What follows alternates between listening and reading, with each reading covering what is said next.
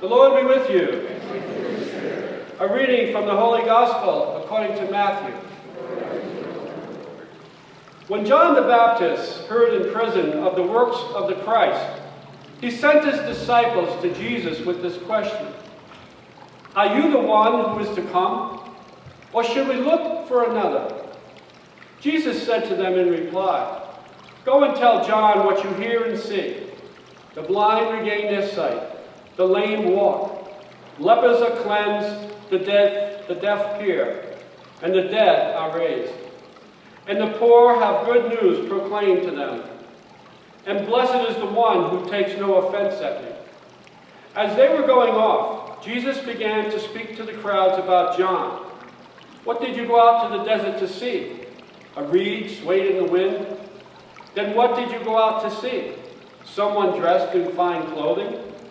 Those who wear fine clothing are in royal palaces. Then why did you go out there? To see a prophet? Yes, I tell you, and more than a prophet. This is the one about whom it is written, 'Behold, I am sending my messenger ahead of you. He will prepare your way before you.' Amen, I say to you. Among those born of women, there has been none greater than John the Baptist. Yet the least in the kingdom of heaven is greater than he." The Gospel of the Lord. Praise to you, Lord Jesus. The third Sunday of Advent is known as I went through this with Father in the sacristy. Gaudete Sunday. The Sunday of joy, rejoicing. We've moved to light the rose candle, and the vestments have changed from purple to rose. Are we celebrating this weekend as we seek the joy? The joy of knowing we are close to celebrating the birth of Jesus. The joy of knowing we have earnestly been preparing our homes, our families, our hearts, and ourselves for the second coming of Christ. Or are we skeptical? As skeptical as John the Baptist is in our gospel today. The same John that leaped in his mother's womb when Mary, with Jesus in her womb, entered Elizabeth's house. The same John the Baptist who said about Jesus, "I am not worthy to untie the straps of his sandals." John has been in prison and has lost contact or touch of the deeds that Jesus is doing. So he sends out his followers to ask Jesus, "Are you the one who is to come? Or should we look for another?" If we are honest with ourselves, we know that John the Baptist is not alone in his doubt. Is he? Is he the one? Who among us is free from doubt at some time in our life? We look at rising crime rates, addictions, abuse, hunger, poverty, and all-time highs, and we are in doubt. We can look within our own families as we see family members who have abandoned the church, switched religions, or just dropped out. We might find others in desperation to find something they buy into therapies and the New Age stuff, crystals, and after-death books. They search for a kingdom somewhere out there. We should remember that when John sends his messengers to ask Jesus if he is the one, John is in prison. But even in his bondage, he continues seeking the one.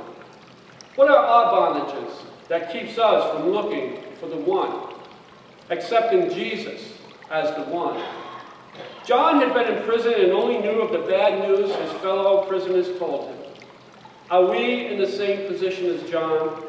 We are inundated with bad news every day. Our TV news and newspapers fill us with scandals, endless images of war, or torture, or moral mayhem.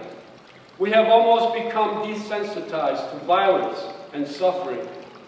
We are subject to almost be forced to concentrate on life's horrors. John the Baptist was in the same place we are, as bad news was all around him. So we may ask like he did, are you the one?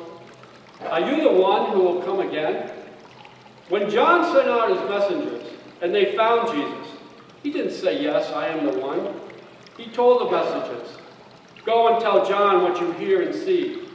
The blind recover their sight, cripples walk, lepers are cured, the deaf hear, the dead are raised to life, and the poor have the good news preached to them. So on this Sunday of joy, how do we answer that question? Are you the one? We must take time to find the joy in our lives. We must choose joy over the bad news and preach of that good news all around us. We must take the time to look at the good news happening daily around us. Think of the countless number of catechists letting in the light of the gospel to our young people all over the world. We see many people coming to the church for conversion, but we concentrate on the negative numbers leaving. We may have many people carrying out Christian actions to our homebound and elderly. We see daily people recovering from addictions, accidents, illnesses, and depression at the hands of counselors, first responders, therapists, and also the clergy. Corporal and spiritual works of mercy are being carried out each day, but they never make the news. Virtue seldom does. If it does, it's usually a human interest story at the very end of the news. But look around you. Look at this church today, and we can find these works in motion. Look how you love your children, provide for them. Look how you take care of each other. Many times I am asked, Deacon Bob, I haven't seen Paul or Mary today. Are they all right? I haven't seen them for a while, and I'm so concerned about them. Matter of fact, I was just asked about Mary tonight before Mass. I always enjoy their company here, as they say. We can look at the giving tree that was filled with ornaments on the first week of Advent and emptied the second. Hundreds of gifts that were brought in to share with the love of someone you didn't know. 75 meals for Thanksgiving to Carroll Hill schools, feeding the hungry and spreading the good news. We have joy all around us if we but look for it. We must be part of it and take part in it. In our second reading, James is telling us to be patient, and he uses nature to make his point, just as Isaiah did in the first reading. James compares our patience as that of a farmer who must wait until his crop receives the early and the late rains. The Israelite farmer knew that the rains would only come in the early part of the growing season and the late part of the growing season. And so he remained patient. Advent is a season for us to focus on gaining that patience and to also realize the joy around us each and every day. We make choices every day, and let us begin to choose joy as we look at the good God has put into our lives every day.